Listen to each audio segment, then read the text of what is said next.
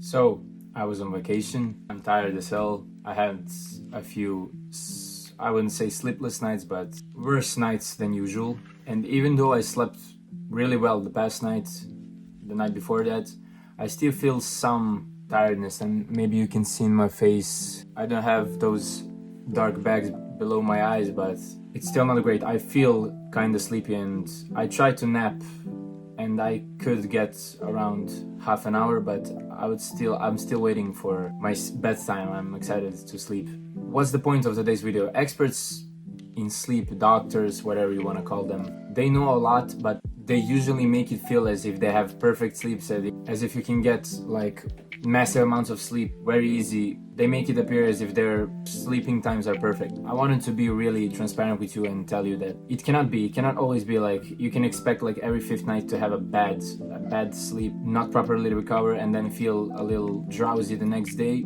And I don't want you to feel bad because of it, because sometimes you will eventually experience a bad night of sleep, and which will push you to have worse performance the next day, whether work, gym, whatever you do. I want you to know that with right knowledge, everything will be alright, and that's why I'm here. I want to talk about sleep debt.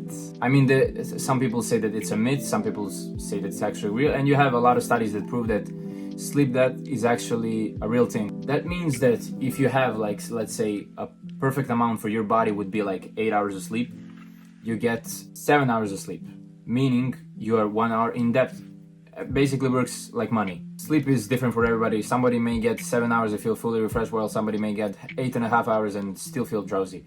So that's why it's important for you to experiment and see what is the actual length of your sleep that will actually rejuvenate your body and completely get repaired. So people say it's a myth. My experience would say completely otherwise.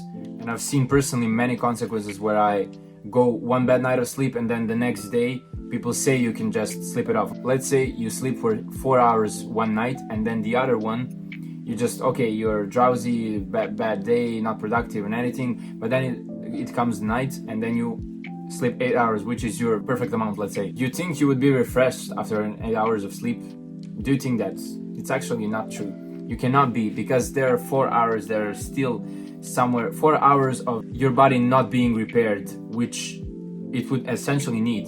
So how can you just forget because you got 1 night of sleep? What about those 4 hours of work that had to be done? Maybe you'll notice in this video that I'm like, my mind is not focused on this video right now, or that my sentences don't really connect to each other, make sense. I wanted to film this really raw so you can see the consequences of sleep debt in action. Basically, it happened, it exists, and this is how it influences your behavior. So some of the really tough consequences would be higher risk cancer, higher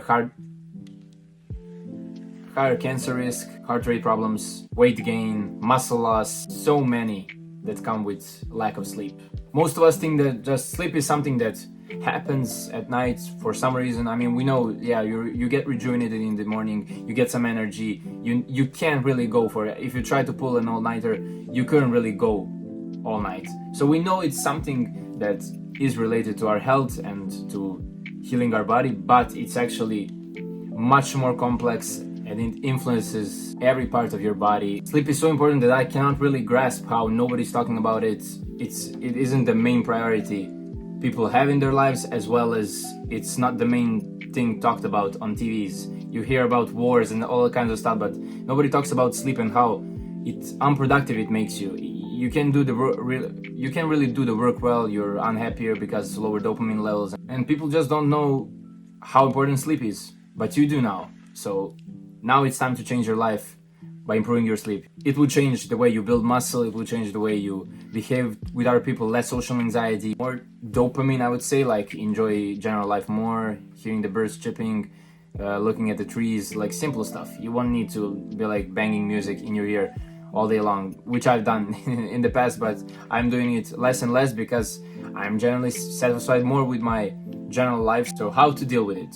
I have 3 ways in mind, and those are basically the ones that get prescribed the most. The third one may be a little like sketchy, or whatever, but trust me, you're gonna try it and it's gonna work. The first one is to extend your bedtime. So how are you going to do that? You basically already have that reflex. If you're working 9 to 5 during the week and then you get to sleep in on weekends, you're already doing that, but you're not accounting for the actual depth you have. Let's say you need 8 hours of sleep, but during the week you get on average like 7 hours. 1 hour of sleep that is accumulated every single day during the week. So from Monday to Friday, you're gonna have 5 days, so 5 hours. On weekend, you sleep 2 hours more than usual. So instead of 8, you sleep 10 hours. So that's 2 more than usual, which is not really realistic, but let's say you can do it anyways. So Saturday, Sunday, times 2, 4 hours. So you got back 4 hours of lost sleep, you still have 1. And that 1 is going to follow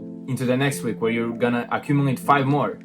So that basically means that in a week, you get 1 hour of sleep debt and it never goes away. It just stacks to another week, to another week, to another week. So the more weeks pass, the more hours of sleep that you have. So what can you do about this? Because it's not realistic to get 2 hours during the weekend, especially if you go out. So you would need to prioritize sleep in general, both weekends and work days. On work days, you would go like, let's say you have a 3-hour sleep debt, go earlier to bed, half an hour to an hour. You're going to be able to fall asleep a little earlier, especially if you have sleep debt and you feel like that tiredness throughout the whole day. You will be able to, if you follow all the other principles, which I have a full guide for on my YouTube channel. If you usually go to bed at 12 p.m., try going to at 11:30 or 11 at best.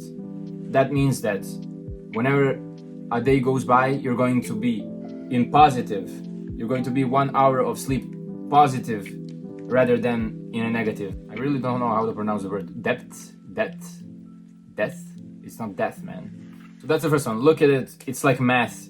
If you need 8 hours to fully repair your body, 7 hours would almost repair your full body, but it would leave like a 10% more in order for you to be fully recovered. So that's what you're gonna do the next day and give your body another full cycle for your body to heal. The second is naps. This is the second best. Naps are basically mini sleeps. They have the same benefits and you're going to put them in at a certain specific time, because if you nap, let's say at 6 p.m., you're going to massively disrupt your sleep in the evening. You would be napping between 1 p.m. and 4 p.m. And I know it's tough when you're working, so I would suggest doing that on weekends if possible and whenever it's possible. But if you go back from work at 6 p.m., I wouldn't recommend it because it's just gonna disrupt your regular sleep. You can just go to bed earlier by an hour, as we have just talked about.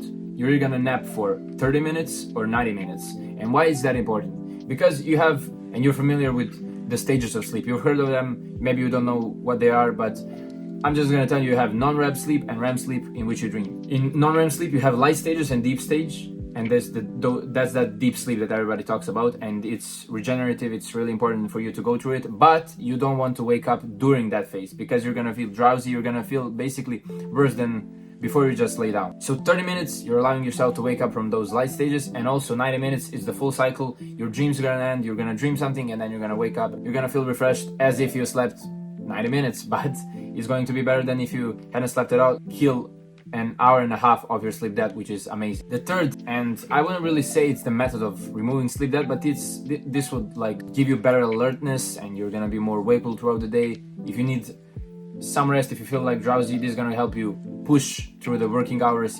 If you have like 10 minutes of free time. Yoga Nidra. What is that? It basically means yoga sleep. I've heard it from Dr. Huberman.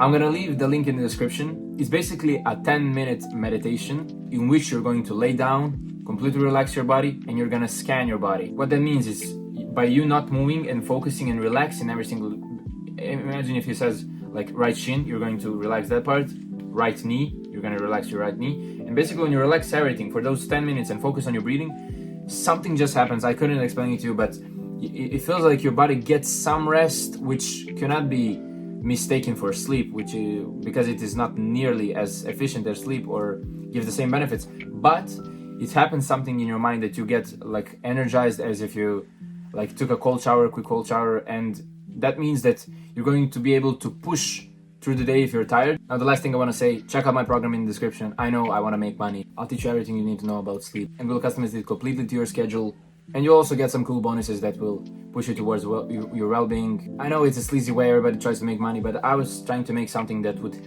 both help you and make me money at the same time, because I know how it is when you're having a bad sleep, and then with it improves, your life actually gets so much better. So if you want, you can check it out. If you don't, just continue roaming YouTube